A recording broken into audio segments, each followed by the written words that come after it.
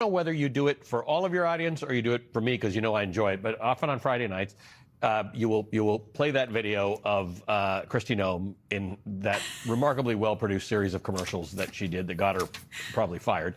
And I love that you do that, and I wonder whether there's someone on your staff who loves it as much as I do, who just takes any opportunity to say, you know what, there's an opportunity for us to play that video again, because it's fun. First of all, we've discussed many times. I feel so fortunate to work with the smartest producers. We have a producer named Sam on our team who I call like the corruption, fierce fighter, as everyone is, who finds all these stories. And I'm grateful for that because, we need humor and we also need to follow what they're doing and make sure people know about it. I think you're absolutely right. You did a fantastic job of it tonight, as you always do. Thank you, my friend. Have a great weekend. Thanks, Allie. Have a great show. It is day 69 of Donald Trump's war in Iran, and there's one thing we can now say for certain. Donald Trump is nonsense, and his words mean nothing. This is what his unnecessary and illegal war in Iran has further revealed to the American people, and importantly, to America's allies and adversaries around the world. Here's what we know. Whatever the ceasefire is supposed to be is not holding, because Iran and the U.S. exchanged fire in the Strait of Hormuz for the second day in a row. The New York Times reports, quote, the United States said it had fired on 2 Iranian-flagged oil tankers on Friday as Iran's foreign minister accused Washington of a reckless military adventure and of undermining diplomatic efforts to end the war. The latest strikes came a day after the U.S. military and Iran exchanged fire in the Strait of Hormuz, fighting that the Iranian military said was triggered by an earlier U.S. attack on another Iranian tanker. The U.S. attacked Iranian military sites yesterday in response to Iranian strikes on U.S. Navy ships. And here is Donald Trump today saying words. They trifled with us today. We blew them away. They trifled. I call that a trifle. I'll let you know when there's no ceasefire. You won't have to know. If there's no ceasefire, you're not going to have to know. You're just going to have to look at one big glow coming out of Iran. And they better sign their agreement fast. If those words don't make sense to you, don't worry. It's not you. It's him. Because those words are nonsense. That answer is just a roulette wheel of words strung together, devoid of meaning or connection to reality. The Trump administration is supposedly waiting for Iran to respond to their latest proposal to reopen the Strait of Hormuz and end the fighting as peace talks resume.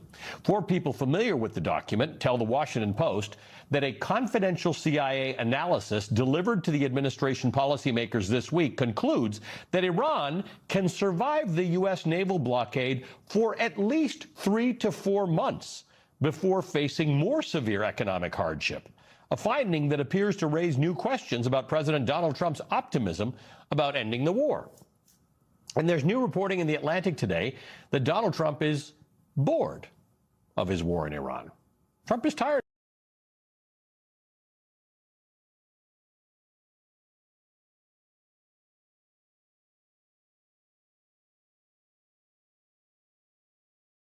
With the war. Let that sink in for a second. Donald Trump is bored with his illegal war in Iran that is incredibly unpopular, with 66% of Americans disapproving of his handling of Iran barely in its 3rd month of war, a war that's costing Americans every day. The national average for gas prices, $4.55 a gallon, surging more than 50% since before the war started, as expected, because oil went up by that much. In many states, the price is higher. In Pennsylvania, it's $4.69 a gallon. The war-driven inflation is also understandably crushing consumer confidence. CNBC reports that surging gas prices due to the Iran war sent consumer sentiment to a new low in the early part of May, according to a University of Michigan survey on Friday. And companies are feeling the economic pressure as well. Whirlpool shares plunged more than 20% after the company said that consumer confidence has fallen to recession-level lows because of the Iran war, tanking demand for big appliances. And even though the Pentagon claimed to Congress that Trump's war in Iran only cost $25 billion, the economics professor Justin Wolfers writes in a New York Times op-ed that that figure doesn't come close to the true cost to the American people. Quote, by my calculations, the bill for a typical American household likely runs to thousands or even tens of thousands of dollars. The toll from this upheaval must be counted in lives disrupted, jobs lost, companies shut down, see Spirit Airlines, and the income and output sacrificed. The less easily quantified costs, death, disability, and mental health, could become much more dramatic should President Trump send troops into Iran, which still can't be ruled out. The best any economist can do right now is get the order of magnitude right, and my math suggests the Iran war will cost hundreds of billions of dollars and very possibly trillions. It's not just that Donald Trump doesn't know or understand the cost of war for Americans. Do you not know? You had no one do the analysis of what the increased cost of gas and food on the American people are going to be? What is the cost of Iran holding that straight at issue with nuclear weapons? It's $631 billion, which means it's an increase of $5,000 a year for American households. Now, let me give you this point. You're saying that your operation is preventing a nuclear Iran.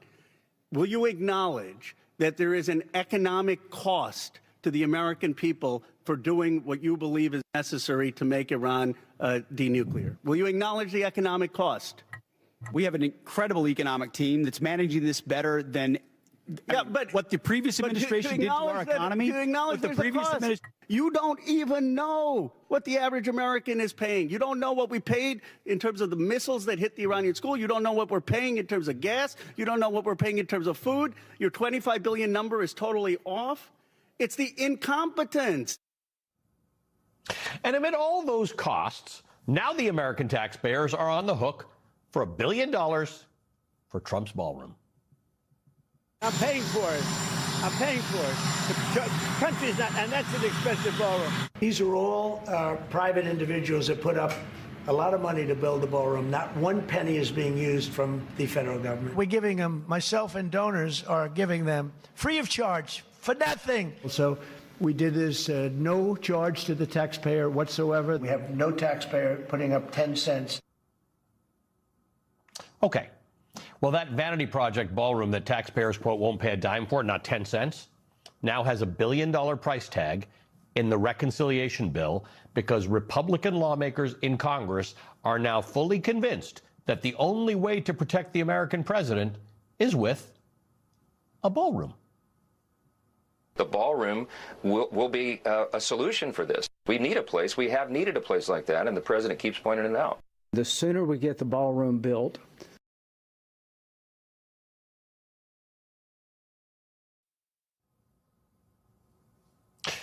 Trump's stupid ballroom will make none of us safer. It will make none of us lives better. And worst of all, Trump has already wrecked the White House grounds so that even if he doesn't succeed at building the ballroom, we're stuck with the hole that he's created, which is a metaphor for America right now. We, the American people, will have to fill the vacuum he's created, rebuild what he has torn down, sort of the same thing as the Strait of Hormuz. I was there during the negotiations for the Iran nuclear deal during 2015, but most people I know never gave the thing much thought. I'm guessing you never had much reason to think about this random waterway halfway around the world before, because it was open to everyone to use for free. But Donald Trump has wrecked it. And no matter what deal he comes up with Iran, if he comes up with any deal at all, things will never go back to the way they were. Because Iran now knows that it can close the Strait of Hormuz whenever it chooses and disrupt the global economy. So Donald Trump basically helped Iran get a new weapon. Today also marks 8 years. 8 years since Donald Trump ripped up the Iran nuclear deal that was negotiated under the Obama administration, a deal that was working. And now Donald Trump is desperately trying to get Iran to make a deal again and end his war that we are all paying for every day and will be paying for years to come. Leading off our discussion tonight is the Democratic Congressman Brendan Boyle of Pennsylvania. He's the top Democrat on the House Budget Committee. He's a member of the Ways and Means Committee. Congressman, good to see you.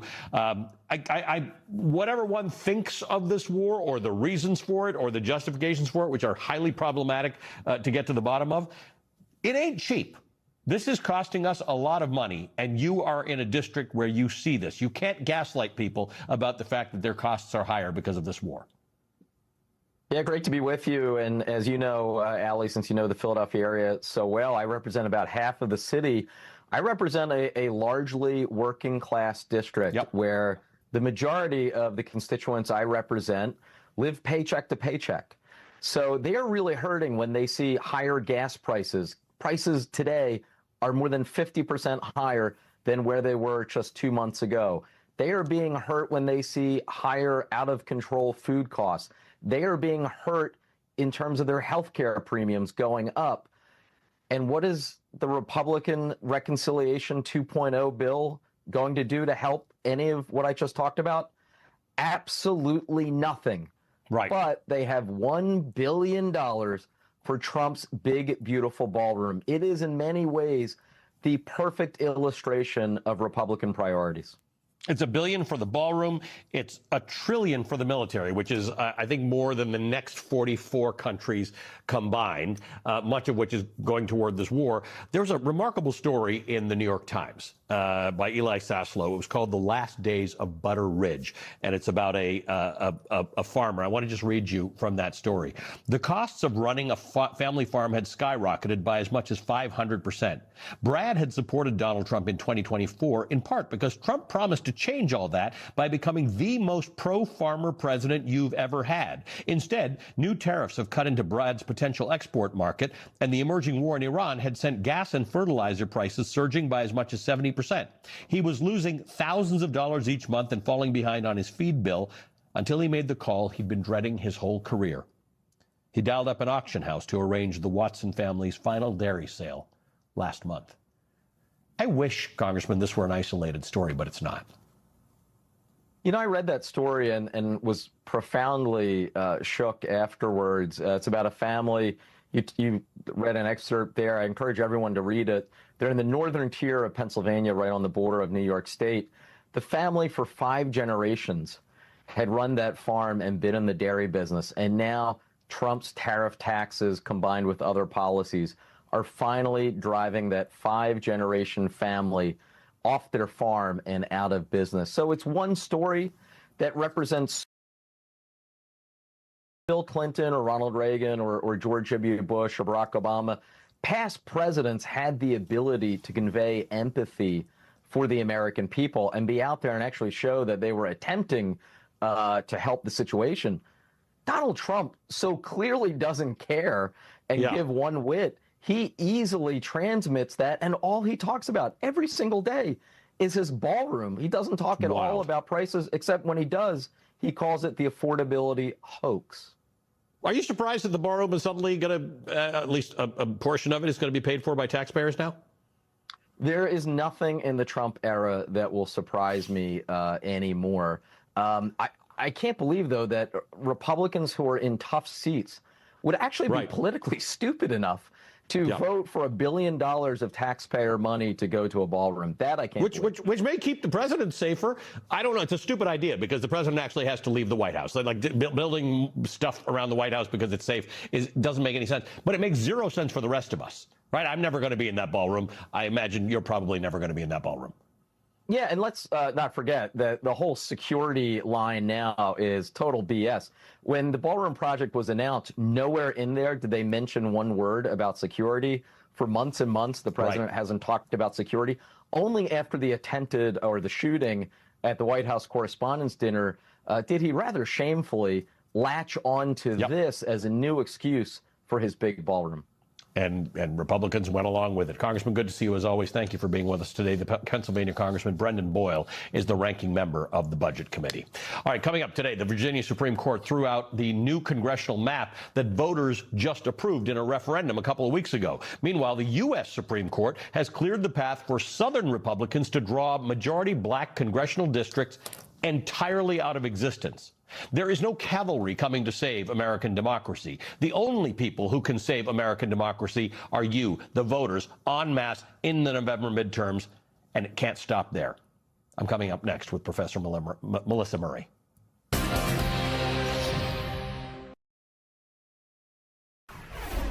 Tonight, there's a stunning twist in the redistricting arms race that was started by a president with a 60% disapproval rating who's desperately trying to hold on to power any way he can. Today, the Virginia Supreme Court overturned a congressional redistricting map that was approved by Virginia voters in a statewide referendum.